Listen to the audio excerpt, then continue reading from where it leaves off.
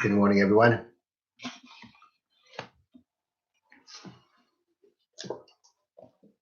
We are up to Parakeh Mishna Tes. We're not going to be doing the whole Mishnah today, just part of the Mishnah.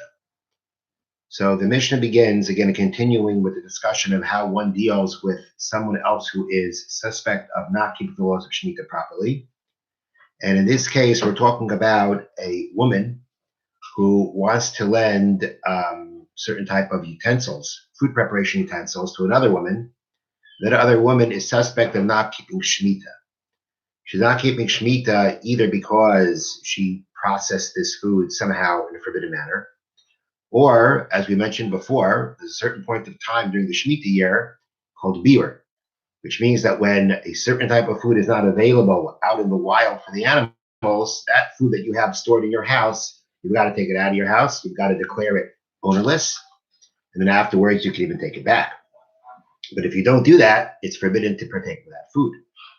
And in this case, this woman is suspect of not fulfilling biur, and therefore the food that she is eating, the Shemitah product she's eating, is forbidden for her. So the Mishnah says, Mash elas isha lachaverta hachashuda ala shviyas. A woman can lend her friend who is suspect of not keeping Shemitah, nafa, a sifter, ukvara, a sieve, a rechayim, a hand mill, a tanner, and an oven. Now, all these, of course, are all food preparation items, utensils. And one might think there should be a problem lending it to this woman because she's going to use it to prepare this Shemitah produce that's forbidden for her to be consuming because she didn't do biur on it. So the Mishnah says, following the pattern of the previous Mishnayos, if it's conceivable that there is a permissible use that she could be using this item for, we're allowed to lend it to her. So therefore, every one of these items mentioned in the Mishnah, we have to figure out what kind of conceivable permissible use would there be for these items that are, again, typically used for food, but could be used for something else. And we can assume, and we could even, and we can consider, and it's conceivable that she would use it for something else. So the way the Bartenura explains is that the sieves might be used for counting money, permissible purposes.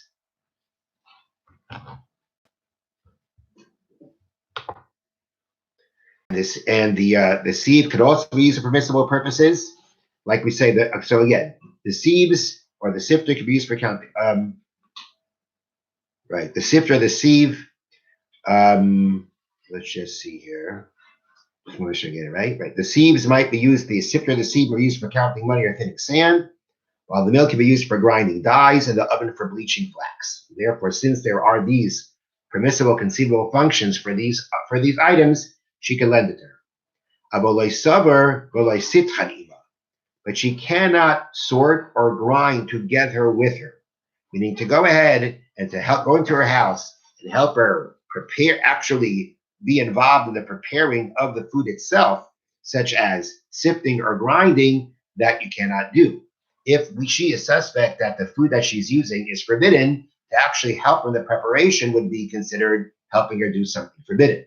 And it's not just the baking that we say, the actual creating of the food that's a problem, but any stage of preparation that there is going to be forbidden for the woman to participate together with her in doing. So when it comes to these items, she can lend her these items because they may be used for a permissible purpose, but to actually sift or to grind together with her, to actually help in the preparation of the food, that she may not, since she is suspect of her food being forbidden for her to partake in. We'll finish the rest of the Mishnah tomorrow. Now we'll do the Sefer HaMitzvot. And this mitzvah is mitzvahs aseh lachloi kabel hakohen, positive commandment to accord honor to a kohen. And it's very interesting the way that that this is explained. Shinem, as the pasuk says, v'kidashta. When the Torah talks about the kohanim, it says v'kidashta, you shall make him holy. Hainu lekatshoy, which means to make him holy, v'lachina, to prepare him. She'eroi umuchan lahakrev karbanis. We have to make sure that he is fit for offering karbanis when we have the Beis Hamikdash. V'gamlinig by kavod, and also to give him honor.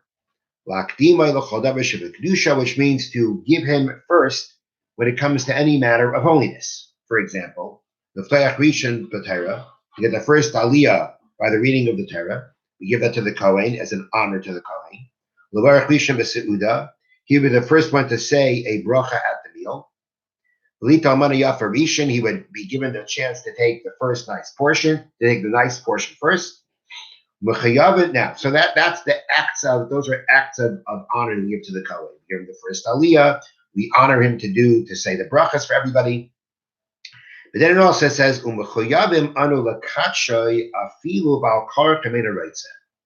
we're obligated to sanctify him even against his will if he doesn't want. Shenemar, it says, the kidashtoi, and you shall make him holy. This means that if the Kohen wants to do something that would render him unfit to be able to perform his service in the Beis HaMikdash, we have to make sure that doesn't happen. We have to make sure that he remains holy.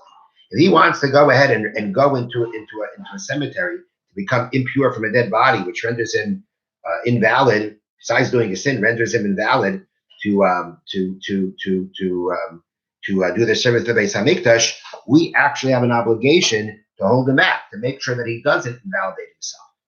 So even if he doesn't care, he wants to basically disqualify himself, we're not allowed to let him do that.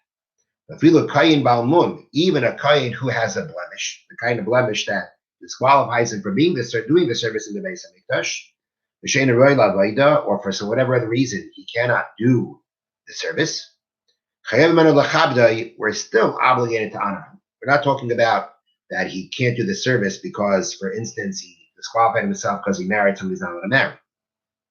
But rather it means that whether it's a blemish or some other reason that he cannot actually perform the service in the Beis HaMikdash, that person, again, he's not fit for the Beis HaMikdash, but because he is a Kohen, and he was someone that he's part of the tribe of the Kahuna who do this service, we are still obligated to give him the honor of a Kohen. This applies in all places at all times. It's an obligation both of men and women to sanctify and to give honor to the Kohen. Have a great day and take care. See you later tonight, God willing, by the Parsha class at 8 o'clock.